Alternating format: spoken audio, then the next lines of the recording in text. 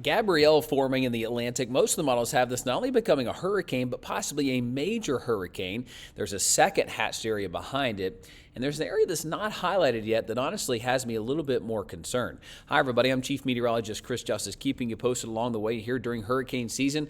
I am keeping tabs on all of this, and you see this satellite imagery looking a whole lot different than it has in the past couple of days. A lot more moisture building up, and we now have organization on what's going to become Gabrielle. Folks, this is the place to stay locked in.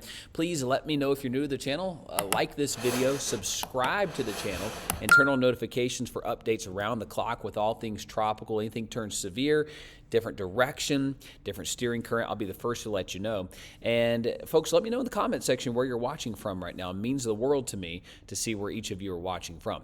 Let's get right to it. Satellite shows we got a couple of different areas, a couple of different waves that are flaring up here. You see this organization trying to crop up right in here. There's also some other areas, but the wind shear is just going to get those in. So it's all about what's going to be Gabrielle right now. Look at that intense convection firing up on what's going to be the center. This thing's taken off, folks, and we're likely to have tropical storm, then Hurricane Gabrielle in the coming days. That probability, if not by the time you're watching this, already Gabrielle will be the storm. And there's good news here. We do have great information on where this is going to head. It's caught up in the Bermuda High and looks like it's going to get slingshot right around it. Doesn't look to give us much trouble with drama as far as going out or away from the steering currents. It's not remaining weak and sneaking west. I don't see much that could change in this, although I've got my eyes peeled on it. I know I've been tracking these long enough to know that they kind of sometimes have a mind of their own. And it's a good thing we're locked in on this one because some of the models here, especially those tropical producing models, are showing Cat 3, Cat 4.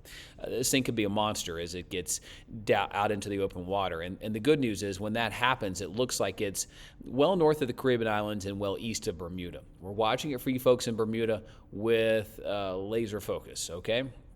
We've got the European ensembles. We've got the European models. They're in great agreement there. And there is this other hatched area that has my attention. Now, is that the same area that's been cropping up in the Caribbean and the Gulf down the road? Maybe. Let's unpack that. As we look at the simulated satellite, this is the same thing I just showed you, but a model version of it, what it's going to be. You see Gabrielle going out toward the mid-Atlantic here, and boy, it really turns strong. Look at this structure here by the time we get to Saturday. It's a very strong hurricane, possibly Cat 2, Cat 3. That begins to pull away, and look at these other two waves. There are two formidable waves here next Sunday night, Monday, the 22nd, 23rd, okay? The first one looks to fall apart with some shear. The second one looks to kind of go up toward the north. But does this first one gain steam again? Look at some of that convection firing up down here. This is an area that you do not want to leave a storm alone for long enough period of time. There is a frontal boundary with some shear right here, so does that start to do it away? Possibly. See that right there? But also that front also looks like it tries to stir up some trouble right there. This would be Saturday the 27th. Does it start to give us a little something right there off the coast of Texas? Look at all that convection. That's the 28th, Sunday. That's quite a bit of convection there being left alone. Does Texas spin something up right here? We'll have to look at our pressures here in just a moment. But so far, the European's behaving. Let's look at that same model right here. Good, I thought I closed it out accidentally. All right, let's first map it out the next 144 hours on the 18Z. Not giving us any problems, but it does show a strong storm. 12Z run, same exact location. Okay, so good agreement here on the run-to-run of the European. 968, 950, that's a Cat 3 pulling away, thankfully. All right, now here we are deeper in the forecast. Here's Thursday night, Friday. This would be Friday the 26th. We've got this old frontal boundary right here. Looks like it cools down for the East Coast for a time. It's going to be very warm outside of that. But could we get a beginning of October cool down for a day or two? Possibly. But there's enough low pressure here. 1,002 forms there. There's 1,009. Are we getting a little something trying to go in the Gulf? Got 1 foot in the water here in 999 over the Texas coast. Could that mean some rain through Tuesday the 30th? Doesn't look to cause much problem. But could this be severe weather breaking out across Louisiana, Arkansas, Mississippi? We'd need to watch that because if it's not tropical, it's spinning and it's a low pressure system, and you don't want those this time of the year when it's still warm and muggy. How about the GFS? Here's the last full run of that. Gabrielle forming here, moving very close to Bermuda, 955. That's a Cat 2, Cat 3. Got this other wave down here. Watch it. Any other drama cropping up? Got all this lower pressure. Anything consolidating? 18Z GFS says, nope, no drama. Hey, I'll take that any day, all day. How about the 12Z GFS? I see some things. All right, so there goes Gabrielle. Little wave behind it. Looks to go out to sea, no problem. It's like something in here. I don't know that it originates from the same wave. I think it's more some of the specific kind of just rotation in here. Central America right in here, 1003, 1008. Last few frames of it. You don't want to leave anything around here because that can spawn some stuff up this time of the year. And here we are, October 1st. 1004, 1003, 1002. And folks, that's what the GFS and the models have been doing. It's been showing something forming here, but it's always in la-la land. It's always in la-la land of model runtime. This is hour 380. So, I mean, we're way out there the first few days of October, and that's not a time frame that really is credible. However, the Climate Prediction Center is seeing the same things I am. They have the same access to the same models. I have the same access to them. They have some cooler toys. But you see here the 24th through the 30th, they've highlighted here the Bay of Campeche and the Gulf for possible development. That lines up with what we just saw. And also October 1st through the 7th. It's got the Gulf and the Caribbean open for business. And that would line up with that time frame of the year that we typically see this trouble spot begin to pick up. It's known. It's an area that we're always dialed in on. The AI Euro picking up on some lower pressure here across the Gulf, but that's really about it. If you map out the last full run of the European ensembles, we just kind of scoot this thing on through. You know, it's got some action, but nothing consolidated, and certainly no consensus in the models of them all being very accurate. So that's kind of the way things are shaping up right now, folks. Let me know in the comment section where you're watching from, what kind of questions you may have about this activity, because as we're moving into the September, late September, early October timeframe, it's that time of year that we do start dialing in on different areas that frankly need to be watched very closely. Do we get some activity that forms and scoots on to the north? That is always the concern as we start getting frontal boundaries. It's starting to get that time of year where we get kind of cool in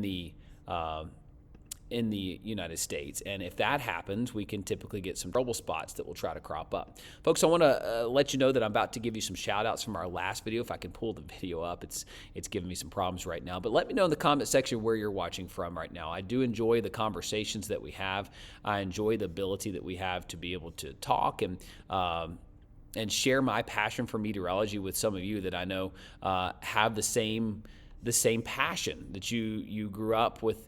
You know, whatever storm it might be. What got you into meteorology? For me, it was blizzards, it was hurricanes. Growing up in an area in North Carolina that honestly we got both. We got hurricanes that would come up from the Gulf that would cause us trouble, and also we would get blizzard-like conditions in the winter. Blizzard 93 was one of the storms that really honed it in for me to become a meteorologist. All right, so let's chat. Let me get this framed up a little bit better here, and you can see where we're talking about. So we got to welcome a couple of new folks to the room here. Let's see here, where we got Isabel watching from St. Croix. Hello. Remembering Hugo. My, oh my. Of September 1989, which crawled down the backbone at 6 miles per hour. 95% of the homes were destroyed. Now, with the new building code since then, I can only pray that we can stand up to any hurricane. Thank you for keeping us informed.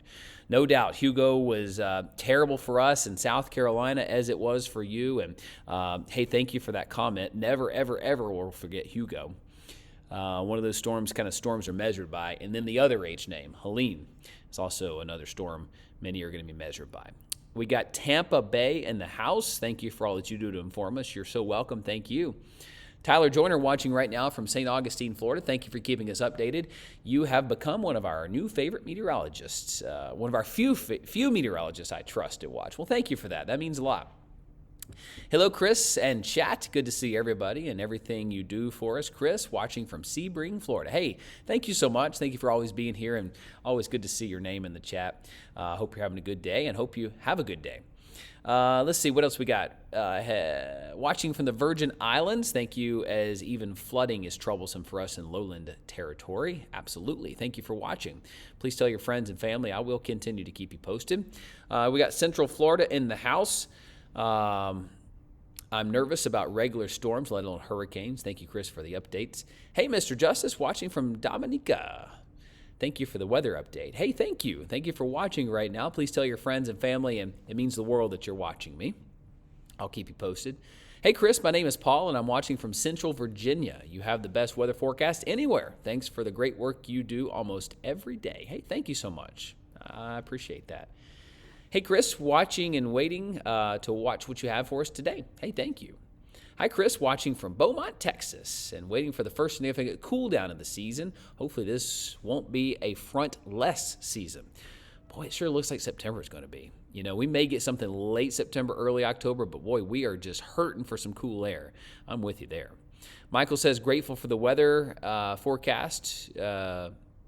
Forecast you so, Mike from Arizona. Hi, thank you, thank you. Hi, Chris, for another great forecast. Mike from Arizona. Got it. Thank you. Thank you for tuning in, Mike. Hey, Chris, tuning in from Southeast Pennsylvania. We got Mark from Pensacola here. It was another hot day, low 90s, bright and sunny out, cooling off a bit in the evenings, but not overly cool. At least maybe there's light breeze out there. You can go for a walk. I hope so. Keep up the great forecast. We look forward to them each and every day. Sincere regards. Hey, Mark, that means the world to me. Thank you guys for watching. And hey, hope you get some cooler evenings for you. Nothing beats those sunset walks, especially this time of year. Rose, good morning to you. Always a pleasure to see you in the morning. Thank you for the update, and making some of that rain would be nice. Yeah, we could use some rain where I'm at too. 25 days in a row in Greenville, South Carolina, where I'm broadcasting from. We have not had a good soaking rain more than a half an inch. So we're sitting here just toasty, fried, and dry. All right, Stephanie watching from Florida, watching from Port St. Lucie, Florida. Hello. Laramie, Wyoming. Hello to you. Wendy Cole, thank you for watching. Watching from Myrtle Beach. I watch every day. You are very reliable. Help everyone understand the weather better. Thank you. Well, thank you for saying that. Downstate Mount Pleasant in the house. We got Venice, Florida. Hi, Chris, watching from Homestead, Florida. Thank you for the updates. Hi from Miami. This has been the best hurricane season yet. I feel the season is over because nothing concerning going on. I'll take it. Yeah, I hope so too, first of all. Second of all, probably a little too early to ring the all clear bell, but boy, I would love to do that. I think we're getting close to that. If we get another 10 days out and then that 10 days shows not much cooking, boy, we might be able to do that. Wouldn't that be nice? One of my friends and colleagues, Ed Pietrowski at Myrtle Beach, will do a pizza party every year if a hurricane or tropical storm does not go through Myrtle Beach. And I think that's a fantastic idea. Maybe we need to make that a statewide thing. How great it is to celebrate when we don't have something, right? Carmen watching from Eastern Shore of Virginia, the seaside. Hello to you. Thank you for tuning in. You certainly been getting a lot of rain today from that low that might as well be a tropical system, right? It sure feels like one. Buenos dias from Puerto Rico. Good morning. Good day to you, Jorge. Watching from a cruise ship on the way to St. Thomas. Oh, my goodness gracious. You lucky dog, Brad. Brad is on a cruise to St. Thomas. Man, you guys are checking in from some fantastic places. That just is fantastic to me. Hello to you. Let us know how the cruise is going. Can you tell us a little bit about it, Brad, if you're watching again? Of course, we're watching Gabrielle. It's going to go north of you. You may catch a few of the swells on the way back, but St. Thomas is beautiful. Been there. Love it. St. Martin's another one of my favorites. Hope the cruise is going great. Tony's watching from 40 minutes north of the coast of Gulfport, Mississippi. Naples, Florida in the house. From Wisconsin, gearing up to chase my first hurricane. What part of the U.S. do you think has the greatest chance of seeing our first tropical landfall this year? Thanks. Hope it's not lower Florida, with that being like a 24-hour drive. CJ, thankfully nothing is on tap right now for any kind of landfalls. Of course, Florida is a hot spot this time of the year, but nothing's on tap right now. You might want to get you a plane ticket if you're going to go do that, but we'll keep you posted. Be safe, all right? Joe watching from Hollywood, Florida. That's where my uncle lives. He works for the Hollywood Police Department. So, Joe, hope you don't meet my uncle in any bad circumstances, but sure love Hollywood. Beautiful, beautiful beaches, and thankful for my uncle for his service for many, many years at Hollywood Police. Anthony watching from Archer, Florida. Mark from Archer, Florida. Sorry. Must have shown your formal name. Who else we got here? Brian, Cordell, Georgia checking back in. One thing I've been wondering about is when NOAA lost access to one of the DoD satellites they were using for predictions, has this had an adverse effect on the models? I think you and a few other meteorologists had mentioned the models being a bit off this year. I wondered if that was why. The GFS model seems to be the wildest this year. I thought you, given your profession, could shed some light on the subject. Hey, good question from Cordell, Georgia. One satellite wouldn't hurt that by itself. However, the GFS has taken a hit. We've done less drop sounds or balloon launches every day from National Weather Service offices. So you combine that, the GFS has been a little wonky. Not overly. It's actually been pretty good at sniffing out some early threats this year. The European, honestly, has been uncharacteristically odd this year, and it would not be impacted by that. So simply put, we need to see a little more data to see if that's the case. It certainly doesn't help when you lose data and you lose some of that feeding the computer models, but I have not seen a considerable downshift in the performance of the GFS. If anything, the European just kind of did us wrong with what was going to be Gabrielle a couple weeks ago. And nonetheless, they've caught back up, and they seem to be better aligned now. Jacksonville, Florida in the house. Central Florida, we got Louisiana. Oak Island, North Carolina. Longest stretch, 5 years since Isaias hit. Haven't been in a hurricane free here this long in decades. Seems like this will continue. I'm thinking so, David. I see nothing right now. This would still affect me a lot in Europe by hitting me with a Cat 1 or Cat 2. Absolutely, it sure would. You'll have to watch that for you to see if it goes your way. Of course, the fish storms are never just fish storms, right? They eventually go somewhere, and usually it is towards you folks in Europe. So we'll keep you posted. We got St. Vincent and the Grenadines in the house. Hi, Karen. Honeypass in the house. Hi, Tammy. Arkansas is in the house. Baxter, Tennessee. Guadalupe's in the house. Hello, hello, Bridget. Valdosta's in the house. People need to get friends. Yes, they do. I hope you have some friends, Richard. I love my friends for sure. Greenville, South Carolina, shout me out. Young Spence, how you doing? From Greenville. Both are fish storms and nobody cares. Well, Robert, somebody cares. The guy in Europe cares. He was just talking about that. Truly no complete fish storms. They always go somewhere, right? Hey, folks, thanks for being here, and thank you for tuning in. If you're new to the channel, please like, subscribe, turn on notifications. I do these updates every day, and honestly, it's one of the highlights of my day. I'm a family guy. I've got 3 kiddos. I've got a 3-year-old. I've got an 8-year-old. I've got a 10-year-old boy. So 2 boys and a girl. My wife and I, we just love the community. We love being out and about. We love doing things, so we're always on the go, cheering our kiddos on, and weather's a big part of that, and it impacts us. So I do weather on television, have been for 20 years now, and love this side of it as well as the YouTube side of it is and Facebook is really fun as well. So let me know where you're watching from right now, and we'll say hello to you tomorrow. Hope you have a good day, everybody, and we'll talk soon.